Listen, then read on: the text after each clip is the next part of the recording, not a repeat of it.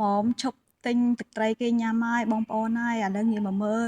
វិធីធ្វើរបស់ខ្លួនឯងវិញតើមិនដែរមើលទៅគួរឲ្យសរសើរស្នាដៃខ្លួនឯងអត់អីអត់ចឹងណាបងប្អូនតម្រាំបានធ្វើខ្លួនឯងនេះហ่าបងប្អូនណានិយាយពីថាទិញរបស់គេយកមកញ៉ាំមកឡើងចង់ឲ្យលួចកាពះអស់ហើយវិធីធ្វើក៏អត់មានអីពិបាកដែរបងប្អូនឥឡូវមកមើលគ្រឿងផ្សំយើងបងប្អូនមើលនៅក្នុងវីដេអូទៅបងប្អូននឹងយល់ហើយមែនទេបងប្អូនឥឡូវយើងចាប់ដាំចិត្តម្នាស់មកចិត្តក្បាលចិត្តកន្ទុយហើយនឹងសក់សំបកវាស្អាតមកណាព្រោះអីទឹកត្រីមួយមុខនេះគឺខ្ញុំធ្វើរសជាតិម្នាស់ហ่าបងប្អូនយើងនៅពេលដែលយើងសក់សំបកវាស្អាតណាគឺយើងកាត់កង់បែបនេះមកបងប្អូនបើសិនជាបងប្អូនចូលចិត្តញ៉ាំទាំងសំបកឬក៏ចង់ធ្វើទាំងសំបកនោះក៏បានដែរអត់មានបញ្ហាអីទេជំហានបន្ទាប់គឺខ្ញុំចាក់ស្ករក្រហមចំនួនកន្លះគីឡូបងប្អូនហើយយើងកូរវាឲ្យរលាយមិនចាំបាច់ខ្លោចទេគ្រាន់តែឲ្យវារលាយសព្វចូលគ្នាហើយចាំយើងចាក់ប្រហុកហើយចំពោះប្រហុកនេះក៏ជាប្រហុកខ្លួនឯងដែរបងប្អូនហើយក៏កន្លះគីឡូដូចគ្នាដែរយើងកូរប្រហុកហើយនឹងស្ករក្រហមនឹងឲ្យរលាយចូលគ្នាបន្តិចទៅបន្ទាប់មកទៀតនឹងចាំយើងដាក់រំដេងមួយដុំក៏ខ្ញុំអត់ចោលណាបន្ទាប់មកទៀតនឹងគឺសម្បកខ្ទឹមបងប្អូនសម្បកខ្ទឹមសយើងហ្នឹងណាដែលខ្ញុំយកទៅហាលកាលពីថ្ងៃមុនហ្នឹងហាលហើយគឺយើងយកមកប្រើប្រាស់មកបងប្អូនអត់ខុសទេចាហើយនេះគឺជារូបមន្តចាស់ពីដើមមកបងប្អូនហើយនិយាយពីថាអង្គុយធ្វើហ្នឹងណាម្ដាយប្រាប់ផងឲ្យផងបងប្អូនណាខ្លាចគាត់មើលមកខ្ញុំគាត់ខ្លាចខ្ញុំធ្វើអត់តន់ស្ទាត់ណាបងប្អូនហើយខ្ញុំធ្វើនេះគឺជាលើកដំបូងហើយក៏ជាលើកទី1សម្រាប់ខ្ញុំតែម្ដងណាហើយបន្ទាប់ពីយើងដាក់ម្នាស់ដាក់អីហើយមើលទៅក៏ទៅឲ្យរៀងឈ្ងុយហើយចាំយើងចាក់ទឹកចូលបងប្អូនសម្រាប់ទឹកស្អាតយើងហ្នឹងគឺខ្ញុំប្រើ6លីត្រណាបងប្អូនណាហើយបងប្អូនបើសិនជាអត់មានឆ្នាំងពុត6លីត្រទេបងប្អូនធ្វើទៅតាមឆ្នាំងហ្នឹងទៅបងប្អូន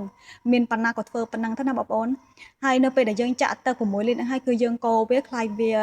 ខ្លោចបានណាបងប្អូនព្រោះនៅពេលដែលទឹកត្រីយើងបានពុះប៉ុណ្ណេះហើយបងប្អូនអាចស្រង់ម្នាស់ចេញបានណាបងប្អូនព្រោះអីវាចេញជាតិផ្អែមចេញពីម្នាស់នឹងអស់ហើយបងប្អូនហើយបន្តមកទៀតហ្នឹងគឺញចំទៅកាឬមួយនរេកនេះគឺយើងស្រង់ចេញមកឲ្យអស់បងប្អូនគឺយើងអត់ទុកទេហើយបើសិនជាសេះសល់ប៉ុណ្ណាចាំត្រង់វាតាមក្រោយទៀតចឹងណាបងប្អូនក៏ប៉ុន្តែយើងនៅតែបន្តរងាស់ទៀតហើយឥឡូវបន្តមកទៀតហ្នឹងគឺយើងចាក់អំបិលបងប្អូនហើយចំពោះអំបិលក៏អញ្ចឹងដែរដូចខ្ញុំបញ្ជាក់ពីដំបូងមកអញ្ចឹងគឺយើងប្រើអំបិលគ្រួសណាគឺយើងអត់ប្រើអំបិលម៉ត់ទេហើយបើសិនជាយើងប្រើអំបិលម៉ត់គឺទុកអត់បានយូរណាបងប្អូនអាចនឹងដុះផ្សិតបានចាហើយចំពោះអំបិលកន្លះគីឡូហើយខ្ញុំឆ្លៀតលួចប៊ីចេងមកស្ព្រាបាយដើម្បីយកជាតិបងប្អូនតែបើសិនជាបងប្អូនអត់ចូលចិត្តប៊ីចេងទេបងប្អូនមិនបាច់ដាក់ក៏បានដែរព្រោះជាទូទៅហ្នឹងគឺគេមិនគេរងាស់ទឹកត្រីនេះគឺគេមិនដាច់ប្រើប៊ីចេងណាបងប្អូនតែចំពោះខ្ញុំណាគឺខ្ញុំធ្វើតាមចាស់បុរាណបងប្អូនហើយធ្វើបដៅម៉ែគាត់ថាខំបែរដាក់នេះដាក់នោះថែមចឹងណាគាត់ថាគាត់នៅកាលពីក្មេងគាត់ចេះតាមម៉ែក្មេងគាត់មកគឺគាត់ប្រើប៊ីចេងនឹងឯងហើយឥឡូវទឹកត្រីរបស់ខ្ញុំក៏បានឆ្អិនរួចរាល់ហើយដែរបងប្អូនអញ្ចឹងខ្ញុំទុករយៈពេល2ថ្ងៃដើម្បីឲ្យរងបងប្អូនបើសិនជាបងប្អូនអត់ចង់ទុកដូចខ្ញុំទេបងប្អូនប្រញាប់ត្រងភ្លាមទៅក៏បានដែរតែចំណែកខ្ញុំនេះខ្ញុំទុក2ថ្ងៃឥឡូវខ្ញុំមកធ្វើវិធី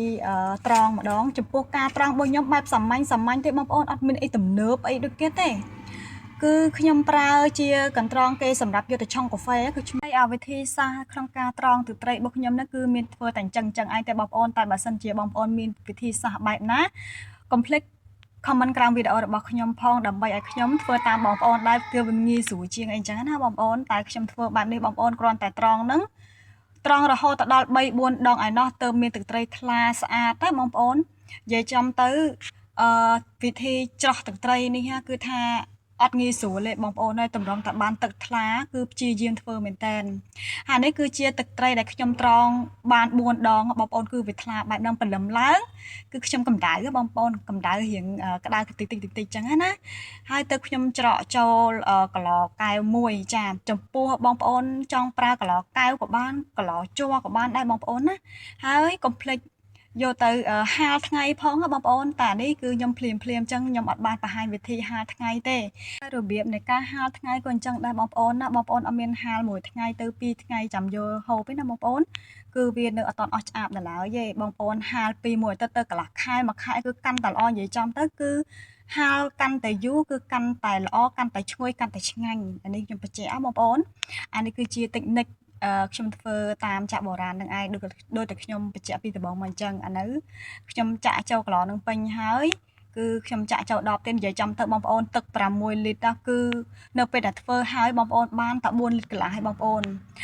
កពុបខ្លះអីខ្លះចឹងទៅបងប្អូនណាហើយក៏អរគុណបងប្អូនសម្រាប់ការតាមដានវីដេអូរបស់ខ្ញុំកន្លងមកកុំភ្លេចជួយ share ម្នាក់មួយផងដើម្បីលើកទឹកចិត្តដល់អ្នកខ្ញុំធ្វើវីដេអូជារៀងរាល់ថ្ងៃជាបន្តទៀតអរគុណជំរាបលា